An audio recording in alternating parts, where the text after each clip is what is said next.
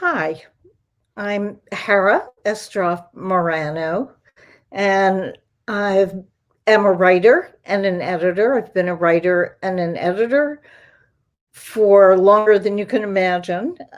Welcome to Stump the Editor, where today I'll be talking about 10 tips for writing anything. I want you to think that this is kind of a hokey way of pulling things together, clickbait, 10 tips for something. It's actually a really good way of pulling important information together, organizing good information for you. Information that's taken me a lifetime to figure out and pull together so I can serve it up to other people and help them write and edit, because writing and editing are the same thing, as you'll find out. They're essential to each other. Um, so this is it's a good way of pulling information together. To think about things as 10 ways. It just helps me pull all the important strands. And, 10 ways. You're not required to memorize or even remember all 10 ways. But this is why presenting a smorgasbord, which is what 10 things are, why the smorgasbord approach can be really, really, really helpful and really, really instrumental for learning. Because, we're all different. We're all amateur psychologists. We're all amateur philosophers, even at 15, 16, 17. We all have ideas about how we work and about how the world works. And some of the items I'm going to present in my discussion of 10 things are going to intuitively appeal to you. They're going to mesh with your way of thinking about how you work or about how the world works. And if you walk away with just two or even one solid piece of information that helps you write or write better or write more, well, you've won, I've won, and the world has won. So, I just think it's just a totally non-fail winning situation. So I'm going to assume that one of the 10 items I'm going to present is going to have some resonance for you. And feel free to make note of it and to chew it over and to let it influence your work. So the first tip I want to offer you about writing and writing anything is you have to set aside time for writing.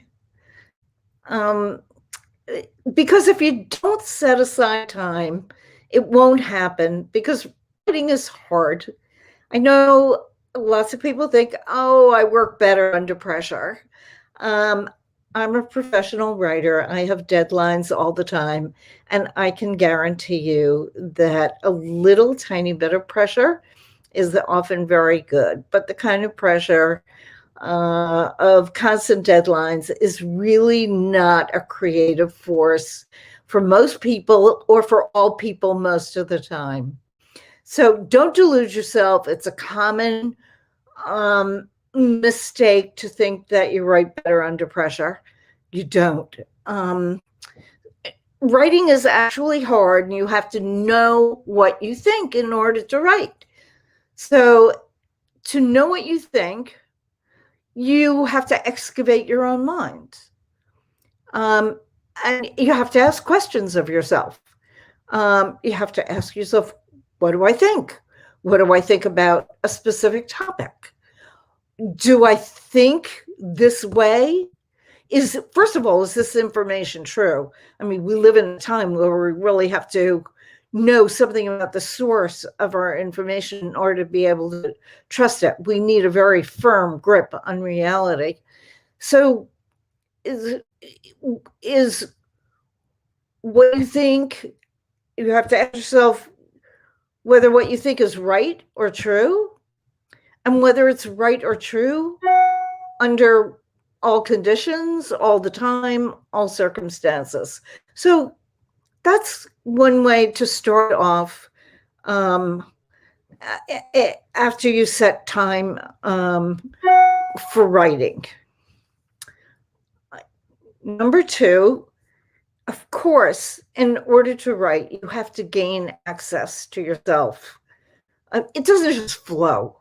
It just doesn't come out. 3 words will come out, and then you're at a dead halt. Most of us aren't walking around with our nerve endings exposed, so it takes time for us to take off the protective shells that we normally inhabit for everyday life and to poke around to know what's inside of us.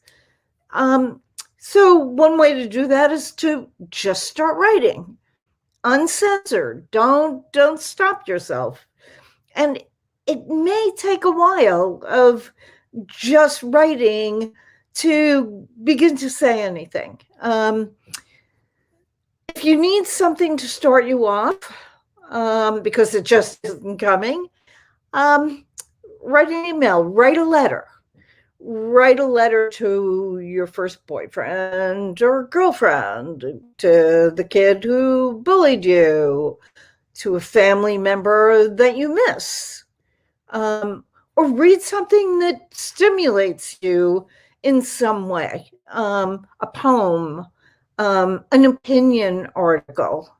The more that you do this, the easier it's going to become to just sit down and write, because you will know how to gain access to yourself.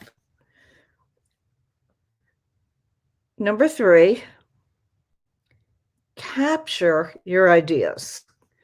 We all get lots of thoughts. Someone's cataloged how many thousands of thoughts we get every day.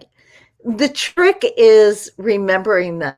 I know everybody has a great thought and they think they're going to remember it, and you never do.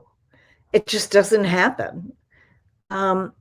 So it won't happen unless you memorialize it some way, unless you write it down. Trust me when I say that every creative person on earth knows that they have to have a system that works for them for capturing their ideas. Lots of people's systems are different. So I'm just going to throw out a few possibilities. You can make a note on your smartphone. You can send a text message or an email to yourself. You can make a fast voice recording of a thought. And then you have to put it in a file. So on my desk, I have a folder just for ideas. And every time I get an idea, I might write it on a scrap of paper. I will jot down my idea, stick it in the folder, and let it sit there until I get time. And then periodically I'll go through the folder. Sometimes I look at things, and something that I thought was a brilliant idea at one time has no resonance for me when I read it over, and I think, what was I thinking? And then, and sometimes over the course of time, I will find information that relates to one or more ideas in the file, and I'll just clip it on, totally unassimilated, just stick it with it. And when I look over it, it might inspire me, might not. But I'll continue to save some of those ideas for another time. And I may choose to develop any one of them at any one time. So, different ideas are going to strike you as interesting at different times. And it's probably going to depend on what else is going on in your life. Really, it all starts with a folder or the equivalent catch place for your ideas. You really have to capture them. Now, in order to write, number 4, you have to read. In a way, it doesn't matter what you read. But to have useful thoughts about anything, you have to be exposed to information and you have to be exposed to ideas. As I said before, you need accurate information. So make sure you're always dipping into generally reliable sources and generally more than one source. So you get hopefully an array of perspectives on any one piece of information. And at the same time, by doing that, you're seeing all the different ways that information can be used and expressed. So reading is essential if you want to write. You just pick up so much in reading. You pick up how to write. Things strike you as pleasant. You look it over and try to parse out, what did I like about that? What made this so interesting, so memorable, so lively, whatever it was that appealed to you. Number 5, you have to write often.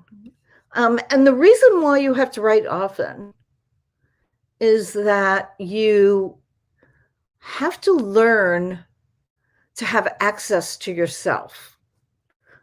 If you write often, you begin to learn what inner and outer conditions facilitate access to yourself and facilitate progress. And then you use that knowledge to, whatever conditions facilitate your writing, to actually set up those conditions when you need to write.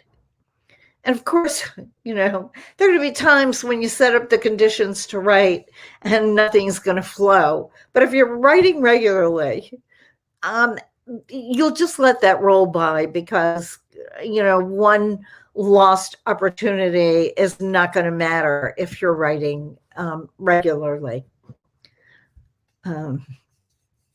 But you do have to learn to set the conditions for having access to your inner self. Number 6,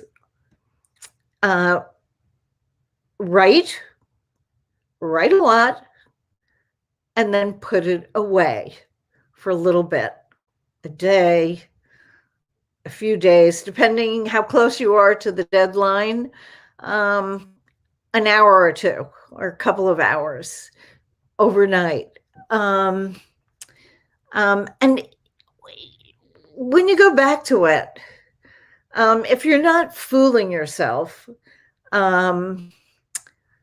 you may find large passages that you don't like, or that you think could be better expressed, or that you don't even understand. But if there's stuff that you still like, then harvest it. And then let it be the seed for developing more on whatever you're writing about. That's partly why you need time. Because if you're really honest with yourself, not every thought or word that comes out of you at first pass is going to be the best or the most meaningful or the most reflective of what you really deeply think. 7, and this might be one of the most important ones, you have to start somewhere. But don't ever feel that you have to start at the beginning. Not at the beginning of any story. And something I've found to work, whether it's with writing or editing other people's work, it is start where you can.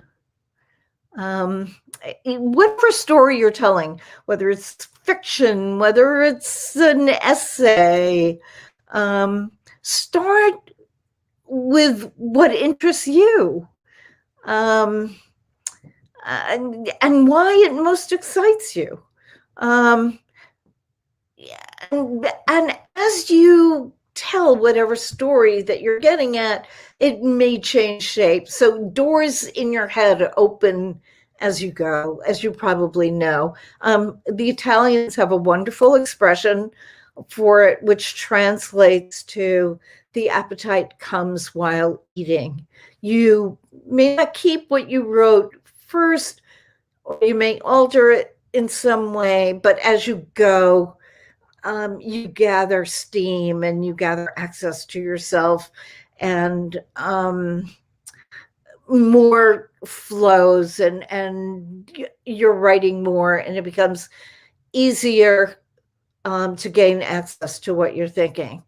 But start with what you're most passionate about, or what you know most about, or start at the end of a story, start at the middle of a story.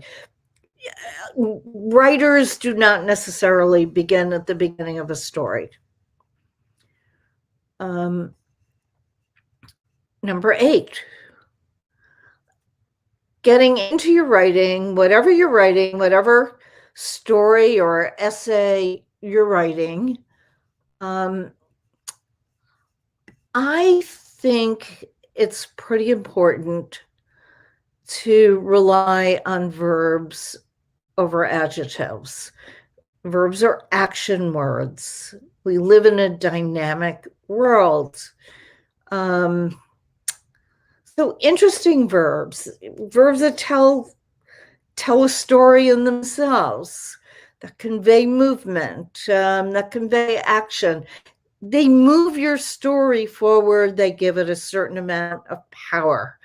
Adjectives can actually weigh stories down. They can certainly weigh characters down if you're describing people, and they can weigh objects down. So having said to choose verbs, and I'm assuming you know what a verb is, choose the right verb. Make, have, do are verbs, but if you find yourself using make, have, or do often, haul out the thesaurus. You've got to get to something more specific, more interesting, that tells more of your story. You're not looking to steal words out of a thesaurus. It's not cheating in any way. It's sparking thoughts in your head.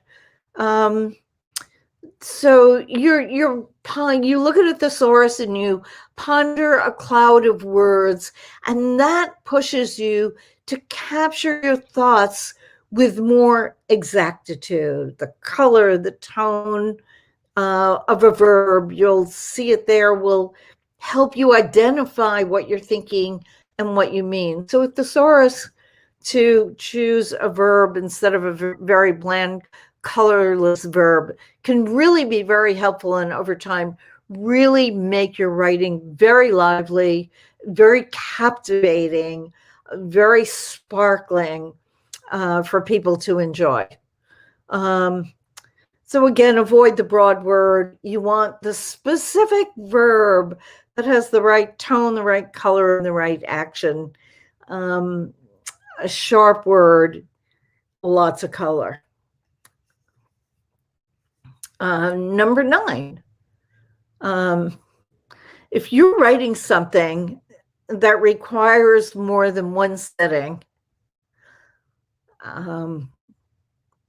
an essay, a college essay, never leave off when you finish a section. Use the momentum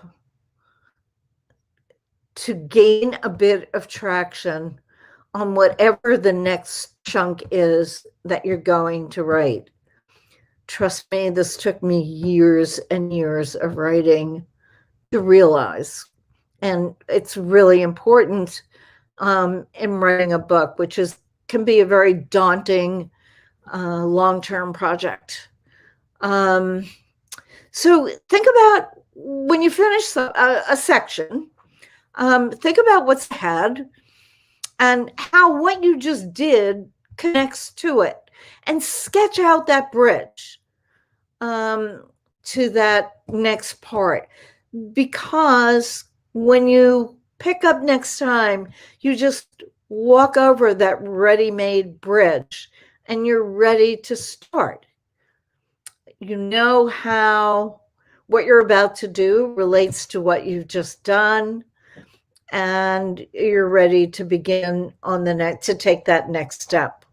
Now, sometimes you'll throw out, what you write, but give your brain something to latch onto when you sit down the next time, so you at least know what path you're going to go down when you sit down again to write.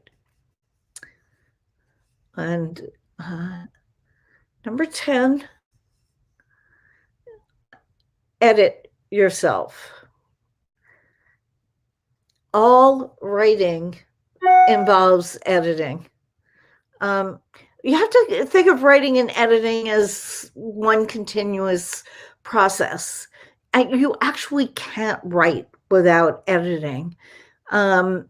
Writing is often just getting down the general gist of what you mean. And in fact, you're lucky if you get that out.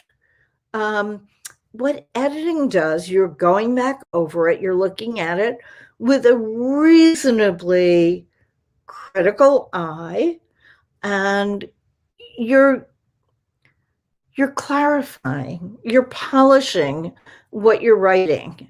Does it mean, have I said exactly what the thought is that is in my head? And that's always what you have to be asking yourself.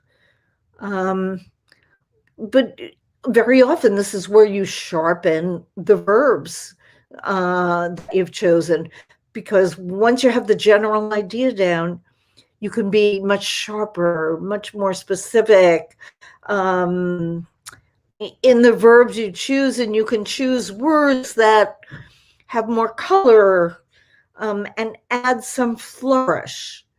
And I especially urge you to think of flourishes through the use of verbs rather than through the use of adjectives. So first comes the writing, and then comes the editing. You don't want to edit yourself before you write. That's censoring yourself. But editing after writing is honing and polishing and helping you think what you think, helping you write what you think. And those are my 10 tips for writing anything. And I hope at least one of them, and maybe two of them, become very useful for you.